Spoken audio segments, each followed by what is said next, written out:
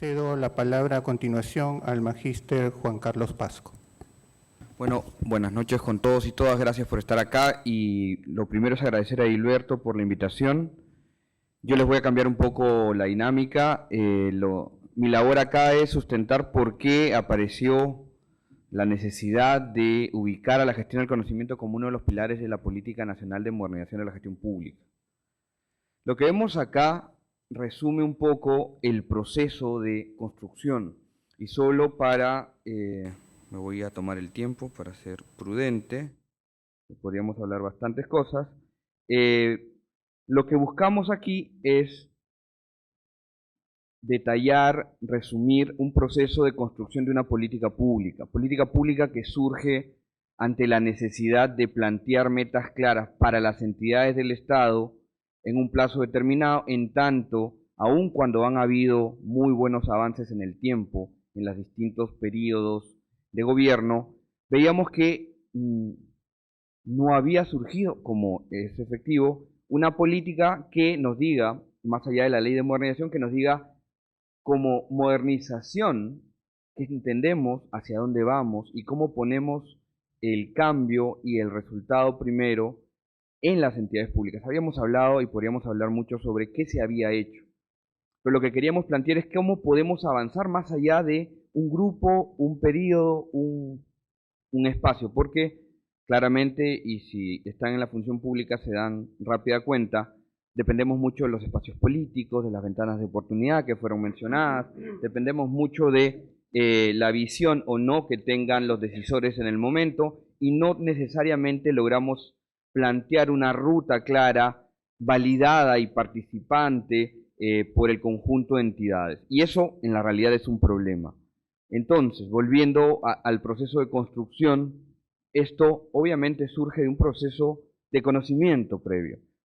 Y en esa primera parte alegamos a lo que se había desarrollado, fuimos también con un desarrollo en función del conocimiento de expertos nacionales, internacionales, políticos, funcionarios, sociedad civil, academia, y luego de esto, que empezó a fines del 2011, en la realidad nos tomó casi todo el 2012, realizar el proceso hasta la culminación y luego aprobación a inicios del 2013 de la política, nos permitió tener un documento que sistematice todo ello. De hecho, construimos varios documentos para llegar a este, y a partir de eso buscamos asegurar que las validaciones que se vayan dando nos lleven finalmente a un documento que sea recibido adecuadamente por los tomadores de decisiones y que no surja lo que muchas veces parece una política hecha en gabinete, sin mirar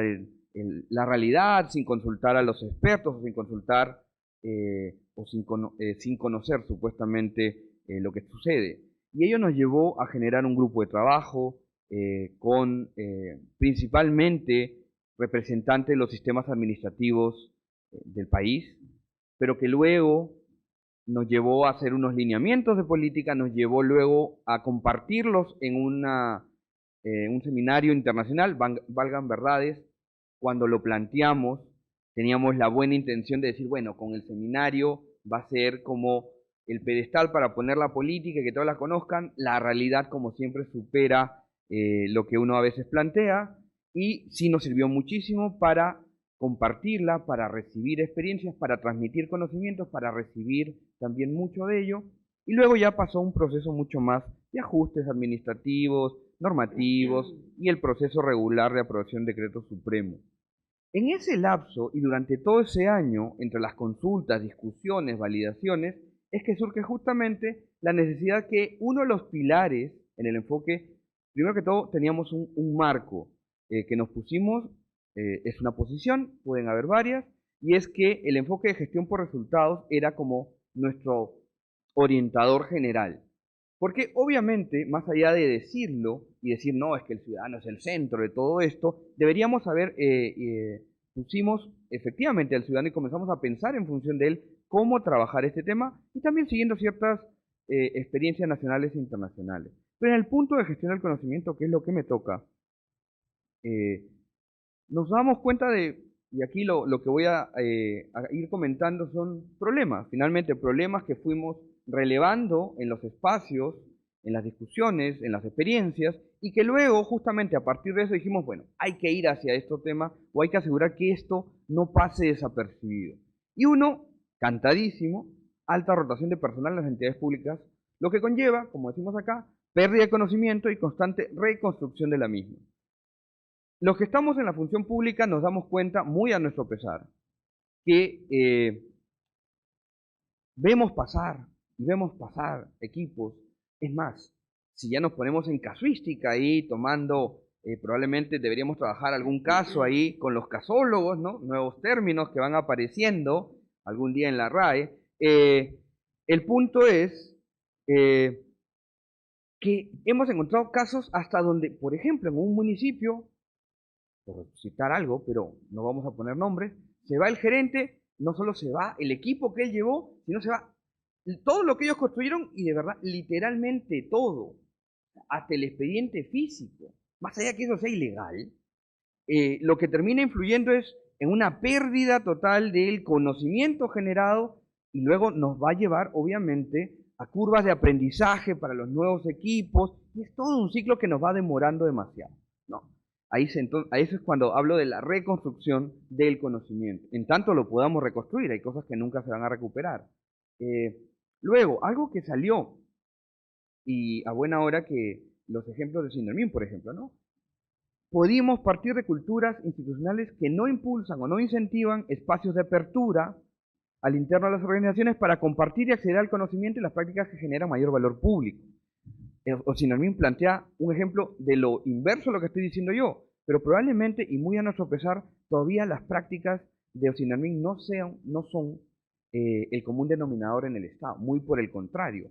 Y también se mencionó al inicio de esa exposición, cuando decían que no es una práctica regular el compartir la información. Al contrario, el malentendido de esto de la información es poder, pero es mi poder y no lo suelto porque yo me vuelvo el cuello, el punto crítico que siento que si lo suelto pierdo poder, eso es irreal, al contrario.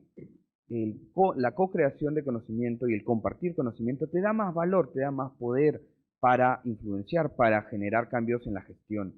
Pero bueno, eso no siempre se entiende. Y hablar ya de espacios donde el capital intelectual y de hecho el capital estructural, que es lo que explotaría, por ejemplo, los casos que planteaba en Sindermin, las relaciones, las exposiciones, los espacios informales, que en verdad tenemos que darnos cuenta, más allá de que sea una institución pública o privada, las relaciones formales tienen un canal, generan un conjunto de conocimientos, pero las relaciones informales sueltan normalmente mucho más espacios de creación de lo que uno cree, pero no las generamos, damos espacios, no damos tiempo para que nuestros especialistas, nuestros funcionarios compartan eso, que vayan tranquilamente a tomarse un café, que compartan en el pasillo, como decíamos antes, el conocimiento que tienen. Y si uno quiere hacer un símil, ahí sí, con algunas empresas privadas, se va a dar cuenta cómo hay muchas empresas, ahora muchas más, que tienen dentro de su infraestructura espacios para relajarse un rato, espacios para lectura simplemente, o espacios para compartir en lo físico, más allá de que generan dinámicas claramente para que sus profesionales se den un tiempo para desconectarse del día a día y para tratar de crear algo diferente sobre sus temas. Obviamente esto puede ser bien usado o mal usado, pero el punto es que algo disparará, alguna idea traerá, alguna innovación podría ocurrir, y si se logra esa innovación disruptiva raramente que aparece, eso va a ser ganancia, ¿no? Entonces, pero no lo analizamos desde ese punto de vista. Otro espacio claramente es que hay una ausencia de estrategias de alcance organizacional para el desarrollo, adquisición y aplicación del conocimiento. Claramente, con Servir comienza a cambiar un poco el asunto, porque antes de Servir estábamos un poco a la deriva de una adecuada orientación de la gestión de los recursos humanos. Y si hablamos que el talento, la innovación, los recursos humanos son el cuerpo fundamental de las entidades, sean públicas o privadas, ¿por qué la dejamos tanto tiempo a la deriva? Entonces, ahora más bien lo que toca es justamente plantear rutas no solo para que nuestras áreas de recursos humanos, pero podrían ser otras, porque la gestión del conocimiento podría aparecer en cualquier espacio de la organización, se dediquen efectivamente a pensar en cómo mejoramos la calidad de vida de nuestros funcionarios. ¿Para qué? Para que también generen calidad en prestación de servicios. Más allá de tener estándares o no, el asegurar el conocimiento para que trascienda al equipo de turno, para que trascienda a los decisores de ese momento, va a generar un cambio que mañana, más tarde o temprano, va a llevar a mayor valor. Lo que generamos en el Estado, valor público, tiene que ser asegurado, no solo ser, como nos pasa a muchos, a veces la fotografía del momento o el equipo exitoso que logró un cambio, 2 años después, esa desapareció como una práctica y así no se genera valor. No pueden ser fotografías de momentos, tiene que ser un continuo que nos permita efectivamente avanzar, porque atrás de todo o al frente de todo están los ciudadanos. Y nosotros nos debemos a los ciudadanos cómo generamos valor hacia ellos. Y el conocimiento que llevamos a las organizaciones y que generamos en esas organizaciones tiene que ser valorado. No solo para que yo mejore profesionalmente, para que luego tenga más cartones, tenga más experiencia y sea mejor contratado, sino para que la organización donde yo resido, donde yo trabajo y destino mis horas de trabajo, y para la cual me pagan, genere más valor cada vez, porque tenemos que estar en un proceso continuo de innovación. En esa misma línea, como decimos, tenemos que desarrollar también profesionalmente a los servidores y funcionarios públicos, porque el llevar más conocimiento, el llevar un mayor desarrollo, de todas maneras va a conllevar luego a mayor valor en la organización. Ahora, esto no es, entonces capacitamos y capacitamos por capacitar. No, claramente es qué tipo de conocimiento necesitamos fortalecer, cómo lo logramos, y eso entonces redundará en un desarrollo para la organización y en un desarrollo para los profesionales de la organización. Por otra parte, y también fue mencionada en otra exposición, tenemos que asegurar la sostenibilidad de los datos, información y conocimiento que se genera. Y volvemos a los puntos. ¿Cuántas veces se nos ha perdido información como entidad? Información valiosa que nos costó tiempo, recursos y que luego de la nada se pierde. No podemos seguir en esa línea, pero sucede mucho más de lo que uno debería tolerar. Entonces, ¿cómo aseguramos que gestionamos la información, el conocimiento de la manera adecuada para generar valor? Y ahí hay todo un desarrollo, algo también se habló antes, de cómo conseguirlo y es súper importante. Ahora bien, otro punto que nos llevó finalmente a asegurar el pilar, la ausencia de la institucionalidad a nivel nacional para el funcionamiento de los sistemas de seguimiento, evaluación y gestión del conocimiento. Suena o puede parecer raro, pero también en el país no hay, debo hablar de rectorías funcionales si quieren, pero cuando uno dice, no sé, tesorería, hay un equipo de tesorería, hay un sistema administrativo sobre el tema y nos soporta bastante bien. Cuando uno habla y ahora con la nueva gestión pública, que ya de nueva tiene poco, porque son como 30 años atrás, pero cuando uno habla de la necesidad de evaluar, de hacer seguimiento, de poner el resultado, la meta, que es fundamental, porque si no, no sabemos hacia dónde vamos, resulta que nos miramos entre las entidades y decimos, bueno, ¿y quién es el rector? ¿Quién nos ayuda? ¿Quién nos da esa luz para seguir en el camino? Y nos miramos entre todos porque nadie la tiene clara. Y entonces lo que sucede, muy a nuestro pesar, es que cada uno va avanzando como puede o como cree que debe hacer. Entonces no hay claridad en ese punto. Igual en la gestión del conocimiento.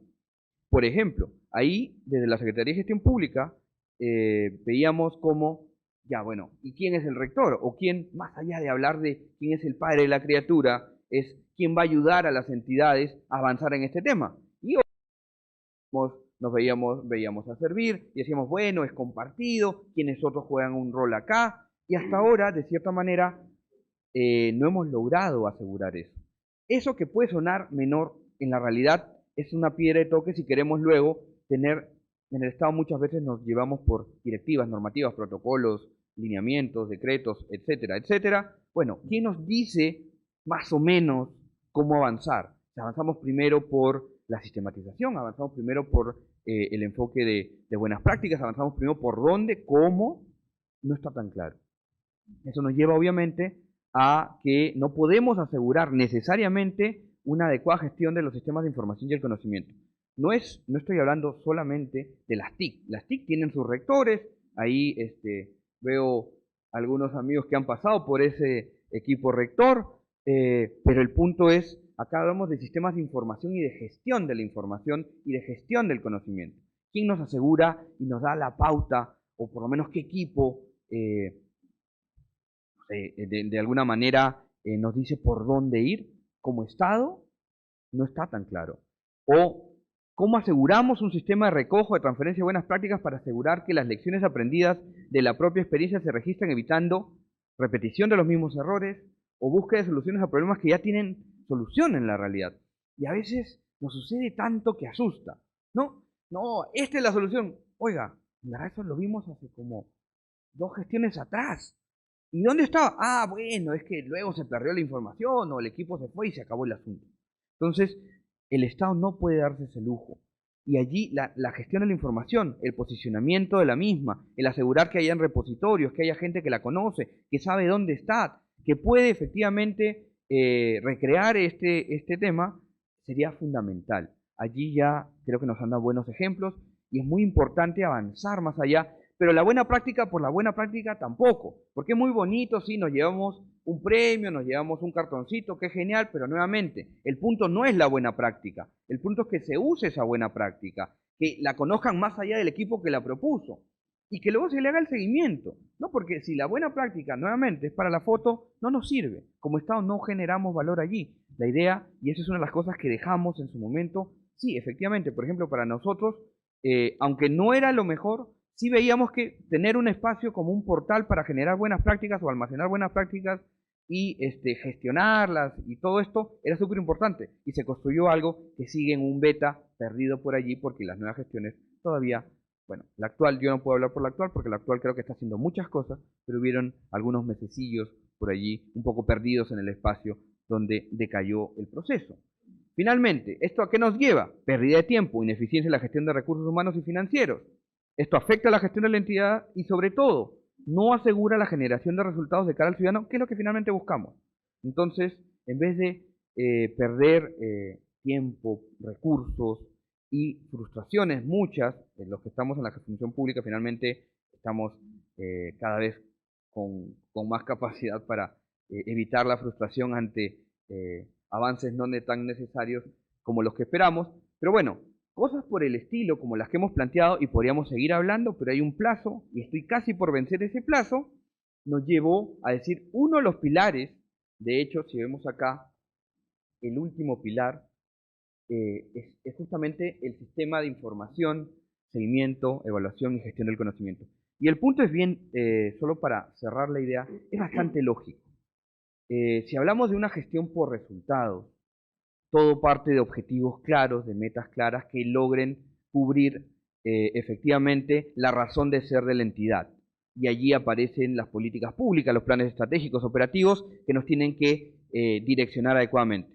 Entiéndase, por tanto, el planeamiento no es un documento que tenemos que hacer porque nos obligan a hacerlo, sino es una herramienta de gestión real que nos orienta hacia dónde debemos lograr el corto, mediano y largo plazo, más allá de los equipos, de las directivas parciales que puedan ir saliendo. Pero como todo ello tiene que tener un enfoque sustentado en presupuesto, aparece la lógica de los presupuestos por resultados, que adicionalmente el Perú los lleva desde el 2007 a la actualidad y tiene un buen avance en ello. Hablamos de más del 60% del presupuesto del país puesto en un enfoque por resultados. Ahora hay que asegurar que eso, que ya cumplió, que pasó un filtro de metodología, efectivamente esté generando el resultado que estábamos planteando. Y ahí nos saltaríamos al último pilar. Pero para que se den esos resultados, tenemos que tener este cuerpo institucional con procesos claros, con orientaciones claras, con servicios óptimos, soportados en estructuras organizacionales adecuadas, que sean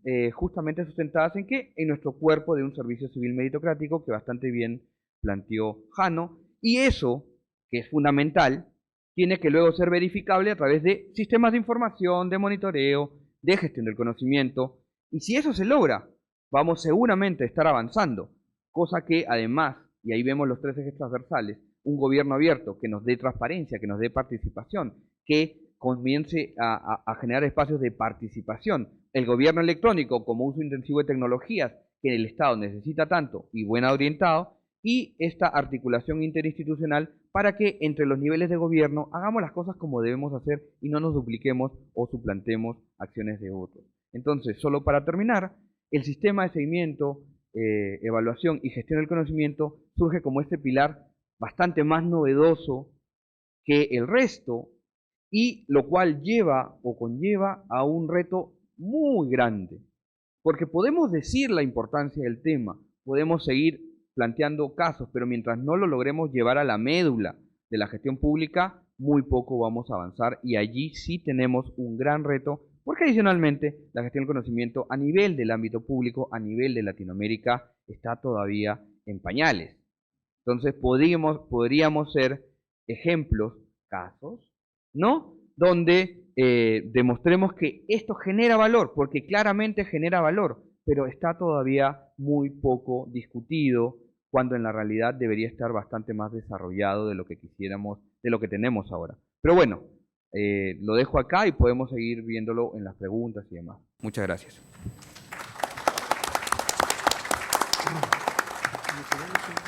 Agradecemos la intervención del magíster Juan Carlos Pasco.